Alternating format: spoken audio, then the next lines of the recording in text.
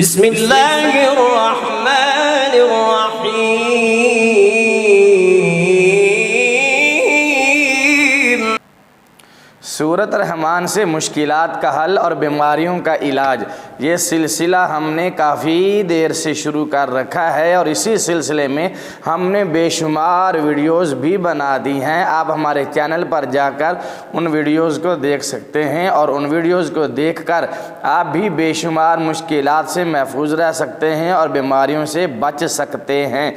और अगर खुदा न खास्ता आप किसी मुश्किल में गिरफ़्तार हैं, किसी मुसीबत में फंस गए हैं या बीमारियों ने घेर लिया है, तो आप हमारे वीडियोस को देखकर उन पे अमल कीजिए और सूरत रहमान के वज़ाइफ कीजिए। सूरत रहमान को जिस तरह हमने आपको बताया उसी तरह पढ़िए, इंशाअल्लाह आप हर मुसीबत से महफूज हो जाएंगे और आपकी हर मुश्किल आसान हो जाएगी। और अगर खुदा न खास्ता कई बीमारियां लग चुकी हैं तो सूरत रहमान की बरकत से आप उन बीमारियों से भी शिफा याब हो जाएंगे। आप या आपका कोई भी अजीज़ किसी भी बीमारी में मुब्तला है तो सूरत रहमान का वजीफ़ा करे, अमल करे, दम करे, इंशाअल्लाह हर बीमारी से शिफा याब हो जाएगा। इसी तरह अगर कोई मुसीबत में है या कोई मुश्किल में है तो सूरत रहमान का अमल करे, इंशाअल्लाह हर मुसीबत और हर मुश्किल आसान हो जाएगी।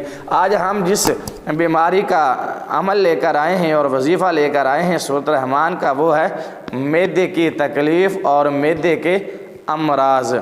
आज के दौर में जब ग़िज़ा हमारी दुरुस्त नहीं है, फ़ास्ट फूड और ये जो बर्गर, शवारमे और दीगर इस तरह की चिकनाई और मसालादार चीज़ें हम खाते हैं, तो सबसे पहले हमारा मैदा डिस्टर्ब होता है, हमारा मैदा ख़राब होता है, मैदे में तकलीफ़ हो जाती है, मैदा ख़राब हो जाता है। मैदा अगर दुरुस्त है तो इंसान का पूरा वजूद दुरुस्त है, अगर मैदा ख़राब है तो इंसान का पूरा वजूद लागर और बीमार है, क्योंकि मैदे ने ही ग़िज़ा को हज़म करना होता है और मैदे ने ही ग़िज़ा को हज़म करके उसको दीगर पार्ट्स की तरफ मुंतकिल करके खून का ज़रिया बनाना होता है। तो आज हम मैदे की तकलीफ़ का सूरत रहमान से इलाज लेकर आए हैं। अगर आपको वीडियो अच्छी लगे तो लाइक ज़रूर कीजिएगा और वीडियो के मुतालिक कमेंट भी ज़रूर कीजिएगा और इसको दूसरों तक शेयर कर दीजिएगा ताकि दूसरे लोग भी इससे फ़ायदा उठा सकें।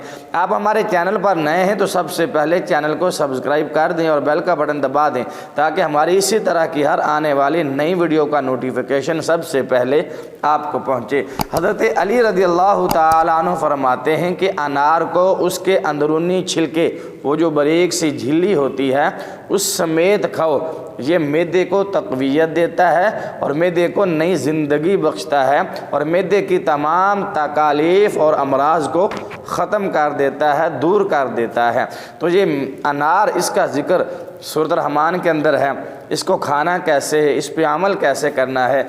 एक अच्छा सा अनार लीजिए, उसके दाने निकाल लीजिए और उसके अंदर जो बारीक सा पर्दा होता है, झिल्ली होती है, छिलका होता है, उसको ज़ाया और वेस्ट मत कीजिए। उसको भी प्लेट में या किसी भी बर्तन में निकाल कर अपने सामने रख लीजिए। बावज़ू होकर 11 मरतबा दुरूद शरीफ पढ़िए और 1 मरतबा सूरत रहमान की तिलावत करके उसके बाद फिर 11 मरतबा दुरूद शरीफ पढ़कर उस अनार पर फूंक मार दें, दम कर दें और उस अनार को दिन में वक्फे से खाते रहें जितनी आपको तलब हो हस्बे ज़रूरत। एक दिन के अंदर आपने ये अनार ख़त्म करना है या जितना भी आप खा सकते हैं ये कीजिए। फिर दूसरे दिन आपने यही अमल करना है, 1 अनार लेना है, उसके अंदरूनी छिलके समेत उसको प्लेट में या किसी बर्तन में निकाल कर बावज़ू होकर 11 मरतबा आपने दुरूद शरीफ पढ़ना है। फिर 1 मरतबा सूरत रहमान शरीफ पढ़कर 11 मरतबा बाद में दुरूद शरीफ पढ़कर उस अनार पर फूंक मारकर उसको खा लेना है। इंशाअल्लाह सिर्फ़ 3 या 7 दिन के अमल से आपके मैदे की तमाम तकालीफ़ दूर हो जाएंगी और आपका मैदा सेहतमंद और तंदुरुस्त हो जाएगा। मैदे को नई ज़िंदगी और तरोताज़गी मिल जाएगी। वीडियो अच्छी लगे तो लाइक और कमेंट ज़रूर कीजिए और अगर आपने अभी तक हमारे चैनल को सब्सक्राइब नहीं किया तो चैनल को सब्सक्राइब कर दें। वीडियो देखने का शुक्रिया। अल्लाह हाफिज़। अस्सलामु अलैकुम व रहमतुल्लाहि व बरकातुहू।